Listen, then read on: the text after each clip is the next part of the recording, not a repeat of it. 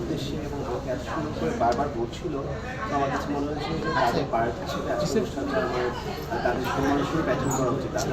প্রোগ্রামটা হয়তো বা আমি একটু টুইট করতাম আর কি, কারণ দেশের পরিস্থিতি ভালো না। তো সেই ক্ষেত্রে মনে হলো যে আজকের দিনটা একটু ভাই ঠিক আছে ঠিক আছে। আমি দেখি সবসময় বাচ্চাদের প্রতি একটা ভাই ক্যামেরা আসে সামনে সামনে দিয়ে। আমি তো আসলে এটা মেনেই নিতে পারছি না যে আসলে মেনে নেওয়ার কথা।